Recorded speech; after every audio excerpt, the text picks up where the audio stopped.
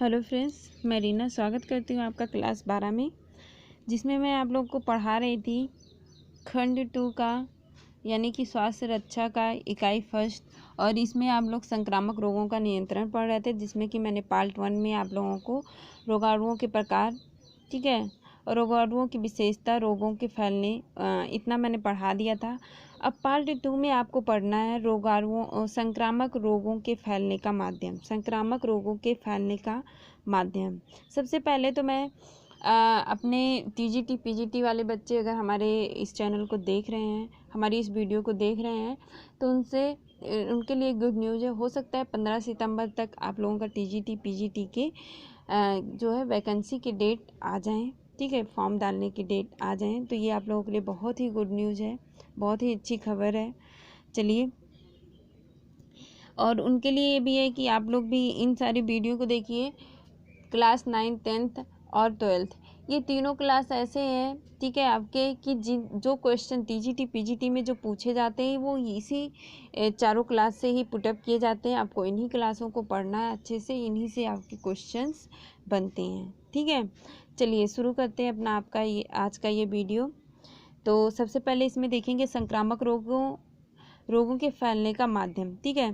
तो पहला माध्यम आपका क्या है कि देखिए, संक्रामक रोग क्या आता है कि विभिन्न जब भी रोगाणु जो होते हैं शरीर में वो पहुंचना आवश्यक होते हैं, ये रोगाणु की विभिन्न माध्यम से ही फैलते हैं। यानी कि अगर कोई रोग, संक्रामक रोग फैलने वाला है तो उसके रोगाणु जब हमारे शरीर में प्रवेश करेंगे तभी वो क्या करेंगे, हमें रोगी बना सकते हैं, ठीक है।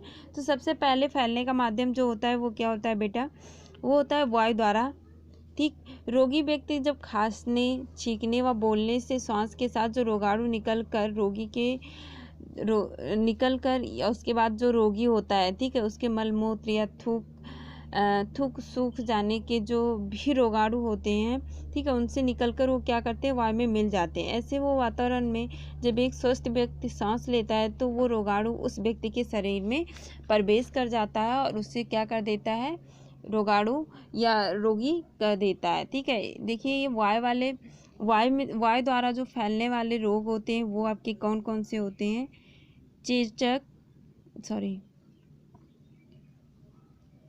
क्या होते हैं, चेचक हो गया आपका, ठीक है, खसरा हो गया, ये वायु द्वारा फैलने वाला रोग है, इसको याद कर लीजिए क्योंकि ये बहुत पूछे जाते हैं, ठीक है। खसरा हो गया आपका, फ्लू हो गया, निमोनिया हो गया, क्या हो गया, निमोनिया हो गया, डिप्थीरिया हो गया आपका, ठीक है, कल फेर हो गया, काली खांसी हो गई, ठीक है। ये आदि रोग क्या है, वायु द्वारा फैलने वाले रोग हैं। इन लोगों के नाम आप लोग नोट डाउन कर लीजिए, बहुत ही इंपॉर्टेंट है।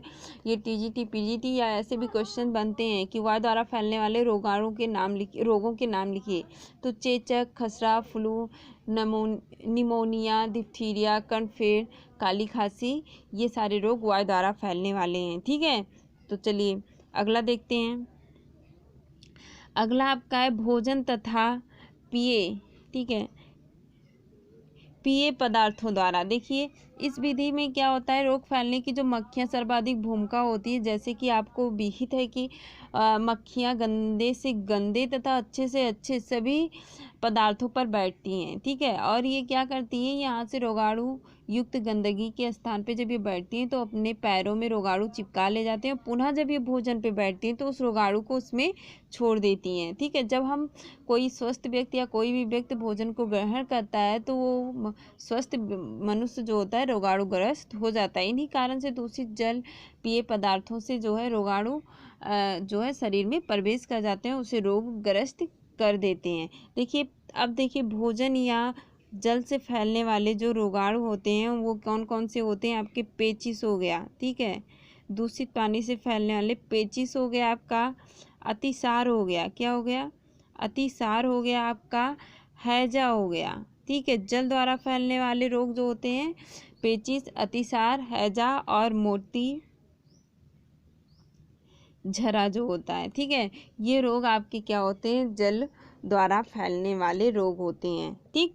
चलिए आगे देखते हैं। संसर्ग द्वारा, संसर्ग मतलब कि एक दूसरे के संपर्क में आने वाले या उसके सामानों को यूज करने से जो रोग फैलते हैं, ठीक है। रोगी द्वारा जो भी वस्तु हम प्रयोग कर रहे हैं उसके संपर्क में आ रहे हैं, संसर्ग यानी कि उसके संपर्क में हम डायरेक्टली आ रहे हैं तो हमें रोग हो रहा है। जैसे कि आपका इस समय कोविड-19 कोरोना है, इसका क्या है कि हम जब किसी व्यक्ति के इस्तेमाल किए हुए चीज़ जो यानी कि वो जैसे कि वो छींक रहा है उसके सामने पड़ रहे हैं, वो किसी चीज़ को यूज़ किया है, उसको टच किया है, उसको हम यूज़ कर रहे हैं, उसको हम टच कर रहे हैं, तो वो हमको कोविड-19 होने की संभावना होती है। तो ये सारी चीज़ें जैसे कि हम देखिए क्या होता है कि बिस्तर, तौलिया, बर्तन, किताबें, पंखा आदि व्यक्ति स्वस्थ प्रयोग करने पर ये निस्संदेह रोगग्रस्त हो जाता है। जैसे आपकी कुछ चीज़ें हो गई, एक छोटी छोटी उदाहरण जैसे आपकी क्या हो गया, संसर्ग द्वारा फैलने वाले दाद हो गया आपका, ठीक है,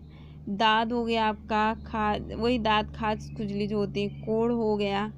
ये चीज़ें क्या हैं कि संसर्ग द्वारा यानी कि उनके संपर्क में जब हम आते हैं रोगाणु का सम्मोहन इसी प्रकार संसर्ग रोग से होता है, ठीक है। आगे देखिए 4 पॉइंट है, किस द्वारा फैलता है, कैसे फैलता है, चोट या घाव द्वारा। देखिए क्या होता है कि शरीर में किसी अंग पर यदि चोट या घाव खुला हो अथवा उसमें मिट्टी आदि लग जाए तो क्या होता है, रोगाणु शरीर में प्रवेश कर जाते हैं। इसका एक सबसे बड़ा घाव या चोट द्वारा जो रोग होता है क्या होता है, आपका टिटनेस होता है। क्या होता है, टिटनेस होता है, ठीक है। ये जब कोई घाव होता है तो उसमें जब कोई घाव खुला रह जाता है, रोगाणु उसमें प्रवेश करके उसको टिटनेस बना देते हैं। अगला 5 पॉइंट है, कीटों के काटने से। देखिए कुछ कीट जैसे कीड़े भी ऐसे होते हैं, जैसे आपके सबसे बड़ा उदाहरण है मच्छर से मलेरिया, पिस्सू से प्लेग नामक रोग फैलता है, ठीक है। और इसी प्रकार आपके कुत्ते के काटने से क्या होता है, हाइड्रोफोबिया नामक रोग हो जाता है। तो कीटों के काटने से कौन कौन से रोग हो गए आपके, मलेरिया हो गए, ठीक है, मलेरिया हो गया। और पिस्सू जो होता है, पिस्सू नामक जो एक वो होता है, ठीक है, उसके काटने से कौन सा रोग होता है, प्लेग। क्या होता है, प्लेग। पहले बहुत फैलता था ये प्लेग, ठीक है, तो प्लेग नामक रोग होता है। उसी प्रकार जब कुत्ता काट लेता है किसी को तो हाइड्रोफोबिया नामक रोग हो जाता है, ठीक है। चलिए अगला देखिए, जनन इंद्रियां द्वारा रोग। देखिए कुछ गुप्त रोग ऐसे होते हैं जिनके रोगाणु व्यक्तियों की जनन इंद्रियों में पाए जाते हैं। जैसे सूजाक का रोग बहुत ही भयंकर और संक्रामक रोग है। ऐसे रोगियों के संपर्क में आने से बहुत ही शीघ्र व्यक्तियों को लग जाता है, ठीक है। तो ये आपके हो गए वो संक्रामक रोग फैलने के माध्यम। हमने आपको पूरा समझाने की कोशिश की है और उम्मीद है कि आपको समझ में भी आ गया होगा। चलिए आगे देखते हैं। आगे क्या है कि संक्रामक से बचने की स्वाभाविक व्यवस्था, यानी कि अगर हमें संक्रामक रोग से बचना है तो उसके लिए हमें क्या व्यवस्था करनी चाहिए। शरीर पर जब रोगाणु आक्रमण करता है तो वह अपने बचाव का उपाय करता है। शरीर सरलता से रोगाणु को ग्रहण नहीं करता, यानी कि आपकी आरबीसी और डब्ल्यूबीसी जो होती है, ठीक है, तो डब्ल्यूबीसी आपकी श्वेत रक्त कणिकाएं जो होती हैं, जब वो वही होती है आपकी रोग प्रतिरोधक क्षमता। तो ये जब कोई रोगाणु आपके शरीर में प्रवेश करता है तो वो क्या करता है, उससे लड़ने की कोशिश करते हैं। अगर आपका डब्ल्यूबीसी क्या होता है, कमज़ोर पड़ जाता है तो रोगाणु आप रोगग्रस्त हो जाते हैं। अगर वो उससे लड़के, यानी कि एक युद्ध, समझ जाइए एक युद्ध होता है, ठीक है, तो युद्ध में अगर जो जीत जाता है वो उसी का राज होता है। यानी अगर आपके रोग के रोगाणु जीत गए तो आपका शरीर क्या होगा, रोगग्रस्त हो जाएगा। अगर आपका डब्ल्यूबीसी स्ट्रांग है, आपकी रोग प्रतिरोधक क्षमता स्ट्रांग है, तो आपका रोगाणु के जो संक्रामक जीवाणु उसमें प्रवेश किए हैं वो मर जाएंगे, तो उससे आप सुरक्षित हो जाएंगे। ये एक प्रोसेस होता है, ठीक है। अपने प्रयत्न में असफल होने से ही शरीर रोगग्रस्त हो जाता है और सफल होने पर रोगाणु नष्ट हो जाते हैं। जो मैंने अभी आपको बता दिया, यह प्रकृति द्वारा दी गई एक व्यवस्था है। शरीर निम्न प्रकार से हम अपना बचा सकते हैं, जैसे प्रवेश में अवरुद्ध। हमारे देखिए प्रवेश में अवरुद्ध इस समय सबसे बड़ा चीज़ क्या है, हम लोग अपने प्रवेश यानी हम लोग बाहर निकल रहे हैं, क्या कर रहे हैं, रोगाणु को अपने माउथ पे मास्क को लगा के जा रहे हैं। अब वो क्योंकि प्रवेश कोरोना कोविड-19 के जो वायरस हैं वो हमारे, जब कोई व्यक्ति छींकता है तो उसके मुंह से या खांसता है बोलता है तो उसके मुंह से निकलता है। अगर हम उसके सामने, तो वो डायरेक्ट हमारे ऊपर अटैक करेगा, हमारे मुंह के द्वारा, नाक के द्वारा, सांस के द्वारा वो अंदर प्रवेश कर जाएगा। तो हम उसको प्रोटेक्ट करने के लिए, ठीक है, अपने आप को प्रोटेक्ट करने के लिए क्या कर रहे हैं कि फेस पे मास्क लगा के घूम रहे हैं, ठीक है। तो इससे क्या हो रहा है कि वो हम उसके प्रवेश में अवरुद्ध कर रहे हैं, यानी कि उसको रोक रहे हैं, उसका अवरोध कर रहे हैं, वो हमारे अंदर नहीं जा पा रहा है, ठीक है। ठीक, तो बाहरी त्वचा एवं नाक मुंह की आस्तरीय रेशमी झिल्ली उसके मार्ग में बाधा उत्पन्न करके शरीर में जाने से रोकती हैं। जैसे नाक के बाल हो गए, ये क्या करते हैं कि जो भी हम सांस लेते हैं तो जो बाहर के संक्रामक रोग होते हैं वो उसको रोक देते हैं। आने वाले आक्रमक रक्षा त्वचा द्वारा ही हो जाती है। नाक से निकलने वाले जो चिकना पदार्थ होता है वो रोगाणु नाशक होते हैं, वो बाह्य के जो विभाग होते हैं उनको नष्ट कर देते हैं, ठीक है। नाक का श्वसन मार्ग में नन्हे नन्हे जो बाल होते हैं, मैंने बताया, ये सब दूर कर देते हैं, ठीक है। जैसे ही दूषित कर जाते हैं तुरंत छींक आ जाती है, खांसी उन्हें बाहर फेंक देती है। नेत्रों द्वारा जो होने वाले पदार्थ होते हैं उन्हें जीवाणुनाशक तरल लक्षण होते हैं, इसके अति बचाव के अतिरिक्त उदाहरण जैसे सूर्य की किरणें ग्रहण करके खुली स्वच्छ वायु में रहकर पोषक आहार ग्रहण करके और व्यायामों आवश्यक विश्राम और निद्रा लेकर हम रोग से बच सकते हैं। अब संघर्ष द्वारा क्या हो गया, शरीर में रोगाणुओं से संघर्ष करने की क्षमता श्वेत रक्त कणिकाओं की होती है। मैंने आपको बताया नहीं कि आपका जो आपकी श्वेत जो होती है, ठीक है, श्वेत रक्त कणिका जो होती है ये क्या करती है, WBC, ठीक है, WBC, ठीक है। तो ये क्या करते हैं, ये अत्यंत पिलपिले होते हैं, इन्हीं के कारण छोटे छोटे मार्ग से भी निकल जाते हैं तथा शरीर के अंग प्रत्येक अंग में प्रवेश होते हैं। बाहर से रुधिर में आने वाली जो भी विकर्णें होते हैं, रोगाणु होते हैं, उसको ये घेर लेते हैं या उसे अपने अंदर सोख लेती हैं, ठीक है, और शरीर को रोगग्रस्त होने से बचा देती हैं। ये हमारा शरीर खुद संघर्ष करता है, ठीक है, शरीर संघर्ष करता है, इसके अंदर जो भी चीज़ें होती हैं इसी प्रकार प्रतिवर्ष बनते रहते हैं, रोग के प्रभाव को नष्ट करते हैं। ये रोग की बैक्टीरिया को शरीर में पहुंचते ही मार देते हैं। कौन मार देता है, आपका WBC यानी श्वेत रक्त कणिका ही इसे मार देती है। अगर शरीर में इसकी कमी हो जाती है तो ये क्या करता है कि रोगाणुओं को नष्ट नहीं कर पाता है और हम शीघ्र ही रोगाणुओं से ग्रस्त हो जाते हैं। उसी प्रकार आपके आमाशय में भी एक जो हाइड्रोक्लोरिक एसिड होती है ये भी रोगाणुओं को नष्ट करती है और रक्त में जो विद्यमान प्रतिपिंडों को होता है ये उसे क्या करता है, बाहर के जो रोगाणु होते हैं उसके आक्रमण से ये इसको रोकता है। तो ये हमारा शरीर संघर्ष करता है। शरीर के विभिन्न भागों में भी क्या होता है कि अंगों के स्राव के रोगाणुओं को पनपने से रोकते हैं। जैसे आँख में आंसू हो गया, सांस नली, गले व नाक के अंदर की सूक्ष्म झिल्ली का जो स्राव होता है वो हो गया। तो ये सारी चीज़ें क्या होती हैं, जो भी घुसपैठ करता है यानी जो भी जीवाणु हमारे शरीर में घुसपैठ करता है जैसे, तो उसको ये क्या करती है, सफलता से इसको निष्क्रिय कर देती हैं, ठीक। चलिए अब रोग क्षमता देखते हैं। रोग क्षमता बहुत ही यानी रोग प्रतिरोधक क्षमता जो कि हमें रोगाणुओं से लड़ने की शक्ति प्रदान करता है। शरीर के रोगाणुओं से संघर्ष करने की शक्ति को हम क्या कहते हैं, निरोधक शक्ति अथवा रोग क्षमता कहते हैं, ठीक है। शरीर में जिसके शरीर में जितनी अधिक रोग क्षमता होती है उसका शरीर उतना ही अधिक रोगों से बचा रहता है। यही कारण है कि एक ही वातावरण में रहते हुए भी एक व्यक्ति संक्रामक रोग से पीड़ित हो जाता है तथा दूसरा व्यक्ति शरीर पर उसका कोई प्रभाव नहीं पड़ता है। जैसे इस समय आपका कोविड-19 चला है तो इसमें क्या कहा गया है कि बच्चों और बुजुर्गों को बचाइए। युवा जो हैं उनके अंदर इतनी ज़्यादा उनकी रोग प्रतिरोधक क्षमता है, ठीक है, कि वो अपनी उनके अंदर आपकी रोग प्रतिरोधक क्षमता इतनी है यानी WBC इतना स्ट्रांग है कि अगर रोगाणु अंदर जाते भी हैं तो उसको मार के वो गिरा देते हैं और आप रोगाणुओं से ग्रस्त होने से बच जाते हैं, ठीक है। तो संक्रामक रोग से पीड़ित हो जाता है तथा दूसरा व्यक्ति व्यक्ति के शरीर पर उसका कोई प्रभाव नहीं होता तब व्यक्ति का रोगी होना उसके शरीर की रोग क्षमता पर निर्भर करता है। रोग क्षमता 3 प्रकार की होती है, ठीक है। एक वातावरण में रहते हुए भी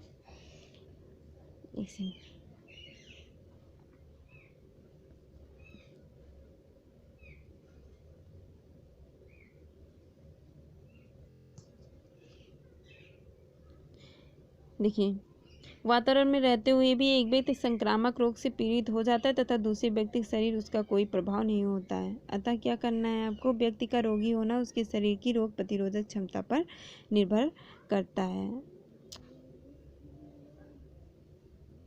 देखिए, रोग क्षमता 3 प्रकार की होती है।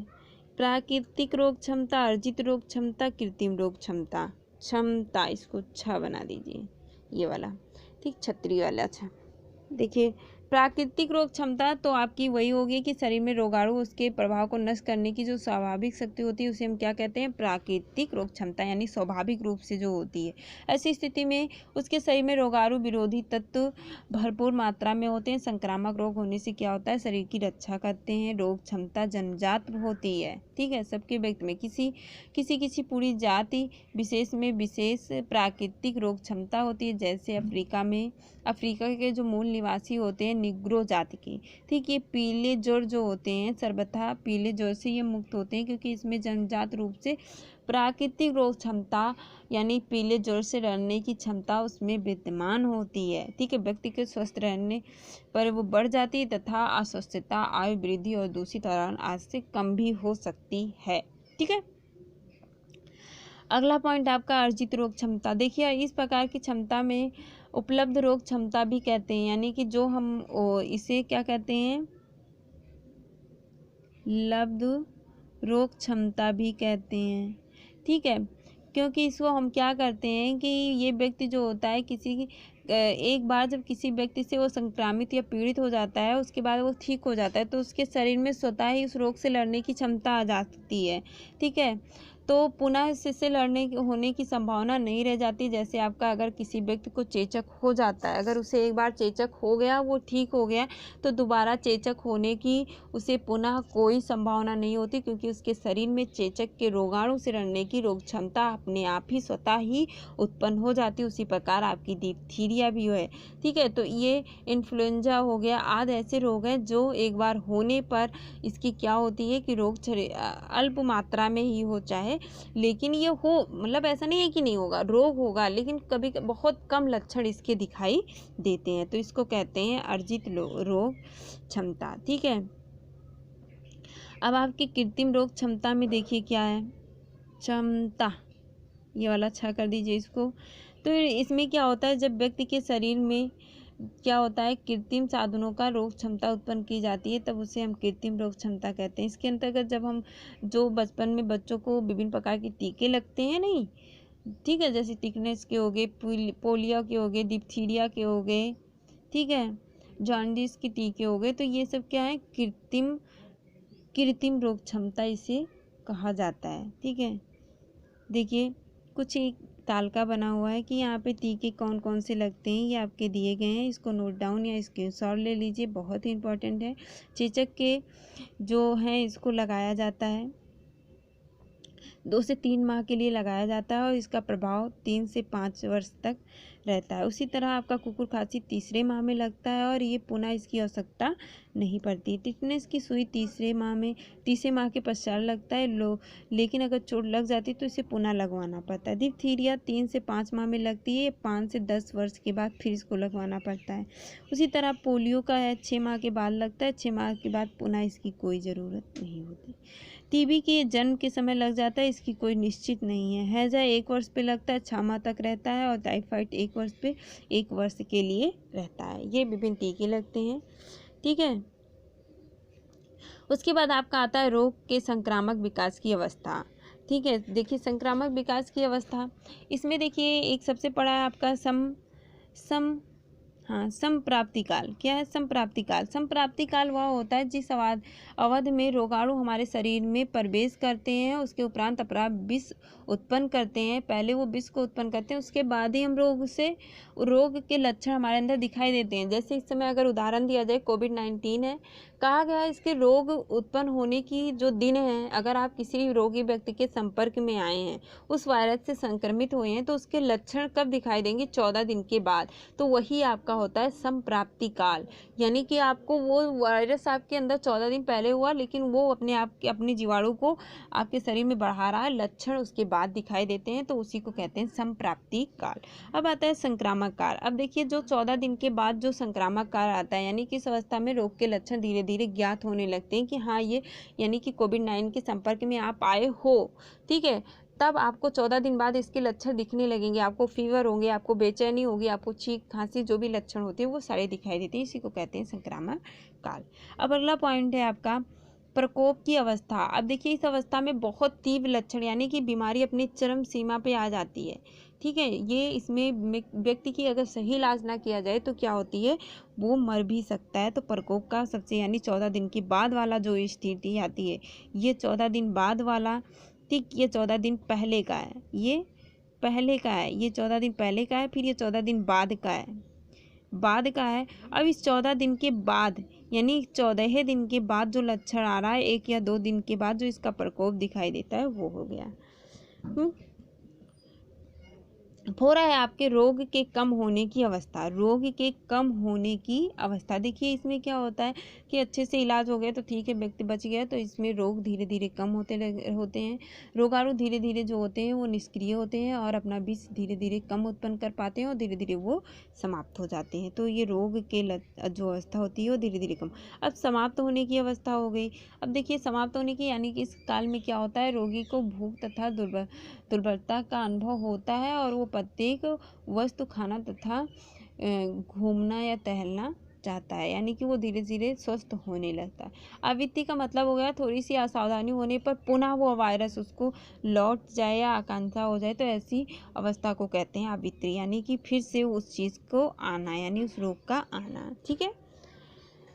अब अगला पॉइंट आपके संक्रामक रोगों के लक्षण। देखिए, कुछ लक्षण होते हैं, प्रत्येक रोगी का एक विशेष गुण होता है तथा इसके प्रति विश्व में होने वाले भिन्न भिन्न लक्षण होते हैं। और देखिए, इसीलिए खसरा डिप्थीरिया का रोगी खसरा डिप्थीरिया का ही रोग उत्पन्न करेगा, अन्य कोई नहीं। अगर आपके अंदर खसरा डिप्थीरिया का रोग यानी खसरा का रोगाणु आपके अंदर प्रवेश किया है, तो वो रोगाणु खसरे का ही लक्षण उत्पन्न करेगा, डिप्थीरिया का नहीं।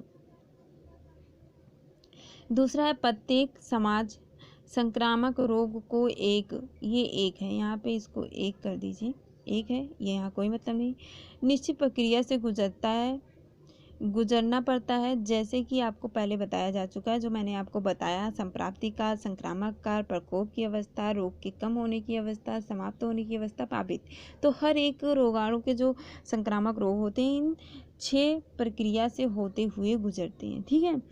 तो जो भी रोग होते हैं, आपको पहले इस प्रक्रिया की अवधि भिन्न भिन्न होती है, सबकी अपनी भिन्न भिन्न अवस्थाएं होती हैं। जैसे कोविड-19 की 14 दिन 21 दिन बताया गया है, और रोग भी इसके भिन्न होते हैं, ठीक है। तीसरा पॉइंट आपका है कि एक निश्चित प्रक्रिया के पश्चात अर्थात प्रक्रिया की अवधि के समाप्त होने के बाद रोग समाप्त हो जाता है, ठीक है। उसके बाद 4 पॉइंट आपका है जो प्रत्येक, इसको प्रत्येक कर दीजिए, प्रत्येक संक्रामक रोग के संवहन, ये यहाँ पे रहेगा, ये नहीं रहेगा। संवहन का कोई ना कोई माध्यम अवश्य होता है, जैसे वायु, भोजन या जल या कीट पतंगे अथवा सत्संग, बिल्कुल, यानी कि कोई ना कोई एक जो भी संक्रामक रोग होता है उसके फैलने का एक माध्यम जरूर हो सकता है। जैसे आपके लोगों, इसमें कोविड-19, बार मैं उसी का उदाहरण दे रही हूँ क्योंकि आपका उदाहरण ही बहुत अच्छा है संक्रामक के लिए, कि इस समय संक्रामक रोग आपके पूरे विश्व में फैला हुआ है, विश्व में क्या पूरी दुनिया में फैला हुआ है। तो आप समझ सकते हैं कि पूरी दुनिया में इस तरह से ये फैला हुआ है कि किस तरह से चीन के वुहान शहर में होने के बाद वहाँ से फैलते हुए हमारे इंडिया तक, हमारे भारत तक ये आके फैल गया, हमारे गांव, हमारे शहर तक ये फैल गया, हम लोगों तक फैल गया। कैसे? क्योंकि ये इसका एक अपना माध्यम है, लोगों के संपर्क में आते आते ये हमारे पूरा ये फैलता चला गया, ठीक है। अगला पॉइंट आपका है कि कोई संक्रामक रोग एक बार हो जाने पर शरीर में उस रोग की प्रतिरोधक क्षमता उत्पन्न हो जाती है, अतः पुनः उस रोग के होने की संभावना नहीं होती है। कारणवश अगर दोबारा हो भी जाता है तो उसमें उस नीत बिताया हुआ खतरा नहीं होता है। यानी कि उसका जो अगर मान लीजिए कोई हो भी जाता है तो उसमें उतनी तीव्र, देखिए यहाँ पे थोड़ा सा नीत हो गया है, ये तीव्र कर दीजिएगा, तीव्र, ठीक है, उतनी तीव्र से होने की कोई खतरा नहीं होती है, ठीक है, उतनी तीव्रता से होने की कोई खतरा नहीं होता है। यानी कि अगर आपको कोई रोग एक बार हो जाता है तो वो दोबारा उस रोग के रोगाणु की शक्ति पुनः ही शरीर में के प्रति लड़ने की रोग प्रतिरोधक क्षमता उत्पन्न हो जाती है। अगर पुनः किसी कारणवश हो भी जाता है तो वो उतना तीव्र नहीं होता, उसका उतना प्रभाव नहीं पड़ता है।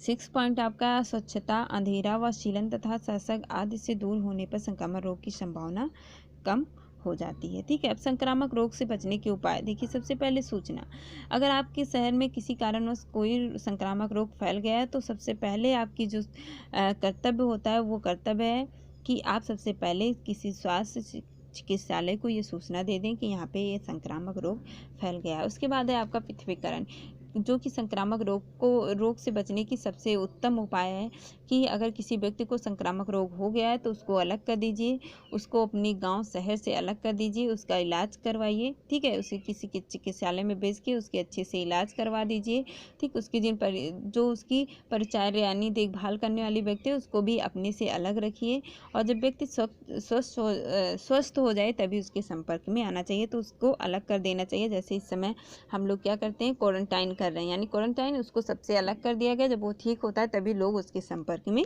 आते हैं, ठीक है। इसका आपका अच्छा उदाहरण है। उसके बाद रोग रोधक अवधि, सबसे पहले जिन व्यक्तियों को संक्रामक रोग हुआ है, जो पीड़ित है, उन्हें संदेह है, उसे क्या करना है कि हमें प्रारंभिक अवस्था से अन्य व्यक्तियों से दूर रख देना चाहिए। यानी कि अगर उसे, यानी कि जैसे हम लोग क्या करते हैं कि कोई ये पता चल जाता है कि हाँ ये किसी कोविड-19 कोरोना के संपर्क में आया, तो हम लोग क्या करते हैं, उसको क्वारंटाइन कर देते हैं, उसको सबसे पहले ही अलग कर देते हैं कि ये ताकि दूसरे को अपना वायरस ना दे सके। तो वही होता है रोग प्रतिरोधक अवधि, उस काल में उसको क्या करना है, हमको लोगों से अलग कर देना है। उसके बाद नेक्स्ट पॉइंट आपका है रोग प्रति क्षमता। इसमें टीके और सुई जो भी प्रतिक्रियाएं होती हैं वही आपकी प्रतिरक्षा होती है कि अगर हो सके तो संभावित उसकी इलाज करवाए जाएं। उसके बाद है बीज संक्रामक, ठीक। बीज संक्रामण का मतलब क्या हो गया कि जो भी रोग हो रहा है उसको रोकने, उसकी जो भी वृद्धि कर रही है उसको रोकने के लिए हम क्या करें, उसका विनाश कर दें, उसकी व्यवस्था यानी उसको खत्म करने की। जैसे हम क्या करते हैं, हमारा किसी के कोई चीज़ हम लोग इस समय टेस्ट कर रहे हैं तो हाथ में सैनिटाइजर लगा रहे हैं, क्या कर रहे हैं, उस रोगाणु को नष्ट कर रहे हैं। उसी को कहते हैं बीज संक्रामण या निसंक्रामण, यानी कि उसको खत्म कर देना, उसकी निष्क्रियता को खत्म करना, ठीक है। तो इसी के साथ आपका ये वीडियो समाप्त होता है, यानी कि चैप्टर फर्स्ट का जो भी आपका सेकंड पार्ट था ये इसी के साथ समाप्त होता है। आपका इसमें एक पार्ट और बनेगा थर्ड, जिसमें आपका ये चैप्टर समाप्त हो जाएगा। तो उम्मीद है कि आपको ये मेरी वीडियो आपको समझ में आई होगी। अगर आपको पसंद आई हो तो प्लीज़ वीडियो को लाइक करिए, जो बच्चे नए हैं वो सब्सक्राइब करें, और बाकी बच्चे इसको शेयर करके उन सभी ज़रूरतमंद बच्चों के साथ शेयर करें जिसको इसकी ज़रूरत है, ताकि उनको भी लाभ मिल सके। अगली वीडियो में इसी चैप्टर के नेक्स्ट पार्ट में हम फिर से मिलते हैं, तब तक के लिए बाय बाय।